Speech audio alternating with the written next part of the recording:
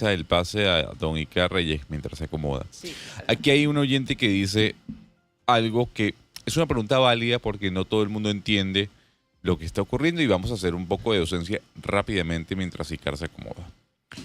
Y dice la señora Daisy López, exactamente qué está pasando en Irán e Israel. Ayer lo decíamos, yo me voy a tomar unos minutos nada más para explicarle a los oyentes en resumidas cuentas qué es lo que está ocurriendo. Irán e Israel han sido enemigos desde hace años, décadas. Y han sido enemigos no por Israel, sino por Irán.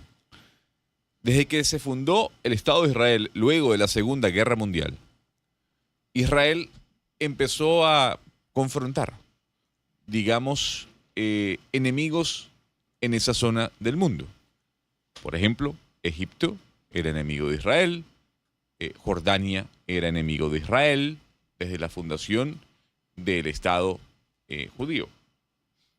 Ya se firmaron los acuerdos de paz entre Jordania e Israel, Egipto e Israel. Irán, que era la Irán del Shah, una Irán muy cercana a Occidente, incluso tenía negociaciones, acuerdos, pactos con Israel. O sea, digamos, eran amigos.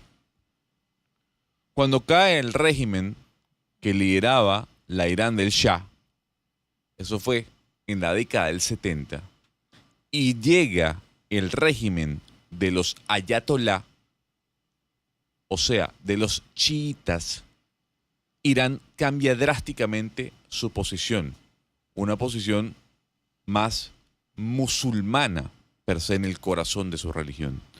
Y obviamente dentro de ese corazón de la religión estaba como gran enemigo, al igual que lo fue con Jordania y en su momento con Egipto, Israel, lo que significaba Israel para Medio Oriente. Empieza el conflicto en una guerra proxy entre Irán e Israel, tomando en cuenta, para los oyentes que tal vez no conocen del tema, que ambos países no comparten frontera. Hay una distancia de más o menos 1000 kilómetros de distancia entre unos y otros. ¿Qué hizo Irán? Bueno, ya que yo no tengo la posibilidad de compartir frontera con Israel y quiero que desaparezca como Estado y voy a hacer todo lo posible para que así sea, Irán comienza a financiar y a fondear a grupos terroristas que hacían parte del cotidianismo del Medio Oriente en países como, por ejemplo, Líbano o incluso en Siria. En el Líbano, Irán fondeaba a Hezbollah, eso es al norte de Israel. También al norte, Irán tenía un buen amigo, Bashar al-Assad y la familia al-Assad, el régimen de al-Assad. Y en el enclave de la Franja de Gaza estaba la Yihad Islámica y estaba Hamas. Entonces, Irán iba fondeando poco a poco a cada uno de estos grupos para que hicieran su trabajo. O sea, una guerra proxy en contra de Israel. No había un contacto directo entre ambos países en intercambio de misiles, sino hasta ahora, que es cuando comienzan a dispararse unos con otros. No solo en este momento, sino meses atrás. Incluso todo inició por el ataque de Israel a una sede diplomática de Irán, si no me equivoco, fue en Damasco. Y a partir de ahí, Irán dice, ok, entonces esto es directo contra nosotros. Hoy, lo que estamos viendo es el resultado de una política del señor Netanyahu post 7 de octubre. El 7 de octubre fue el día más mortífero para Israel, de la mayor cantidad de víctimas judías luego de la Segunda Guerra Mundial, cuando Hamas asesinó a más de 1200 personas. Y Netanyahu dijo, esto se va a acabar y ya sabemos lo que está ocurriendo en Gaza y no hace falta que yo les explique. Aunado a eso, el señor Netanyahu va en contra de Hezbollah y da de baja a su líder en el Líbano. Sumado a eso, el régimen de Bashar al-Assad cae en Siria.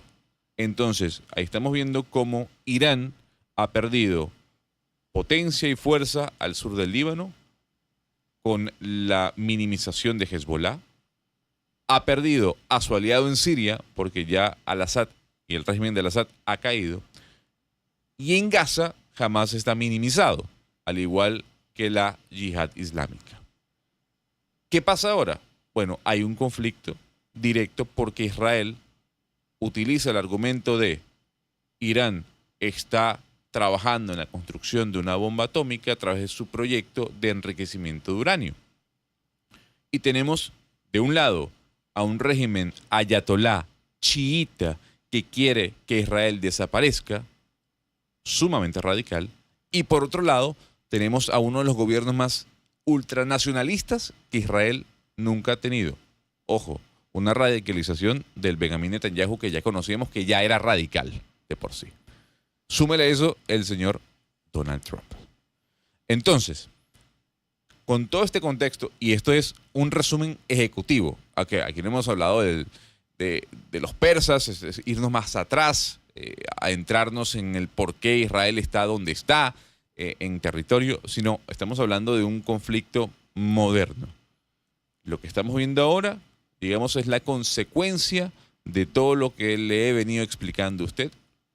7 de octubre, el fondeo a grupos terroristas, el choque de siempre entre Israel e Irán, el enriquecimiento de uranio, Donald Trump, Netanyahu, todo esto es lo que lleva y ha traído como resultado que hoy veamos en televisión, en redes sociales, cómo directamente Israel e Irán se están bombardeando. Eso sí, hay que decirlo. Lo de Irán, a nivel de defensa, bueno, ha dejado mucho que decir, porque bastante se hablaba, y bastante hablado de Irán, de su capacidad militar, y la cosa no pinta nada bien, al menos frente a Israel. Señor Iker Reyes, muy buenos días. Buen día, ¿cómo están? Le di tiempo para que se acomode.